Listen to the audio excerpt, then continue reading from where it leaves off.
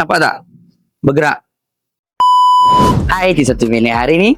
Okey, hari ni kita ada kereta Naza Citra pula. Apa jadi kat Naza Citra ni? Macam biasa, dia ada masalah bunyi. Tapi bunyi dia tu agak teruk. Kenapa saya kata agak teruk? Nah, tengok.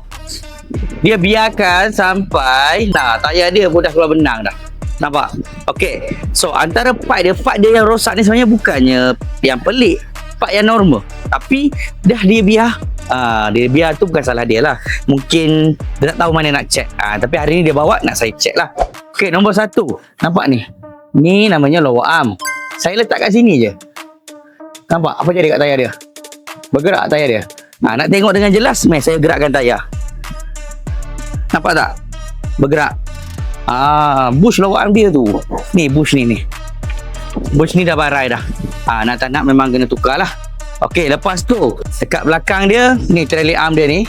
Bush trailing arm dia ni sebenarnya dah barai dah lembik dah, nampak? Kau punya bergerak. Sebab tu dia bawa tak sedap. Nampak? Lepas tu absorber dia depan belakang memang dah barai. Absorber depan belakang tu memang dah barai. Tak payah kita nak buat video lah. Sebab itu memang bawa tadi memang dah rasa dah. Tapi part yang paling teruk sinilah. Ni tayar belah kiri dia ni dah sampai nampak benang dah. Okey, nak tahu punca dia kat mana ni? Ni kat atas ni. Tengok dia punya mounting absorber ni. Okey, nampak bila saya gerakkan. Tu apa jadi? Nampak tak? Sub absorber tu bergerak sampai macam tu sekali. So sebenarnya tu saya kata nampak serius, tapi masalah ni sebenarnya simple. Masalah ni bukan yang pelik. Maksudnya part ni memang selalu rosak. Jadi yang paling penting bila ada bunyi kena check dulu. Kena check, tolong jangan biar macam ni. Kalau dah biar macam ni, pertama kos bike cooler tu meningkat. Sebab dia dah melibatkan part-part yang lain.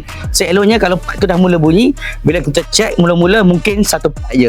So boleh jimat duit. Nampak tak? Sebab tu saya selalu pesan, ada bunyi jangan abaikan. Kalau ada bunyi boleh terus bawa ke mana-mana bengkel, minta komen check. Kalau gagal Ipoh, kalau tak tahu mana nak check, boleh bawa datang ke Fizi Motorsport di Sangway Ipoh. Sampai hari ni settle.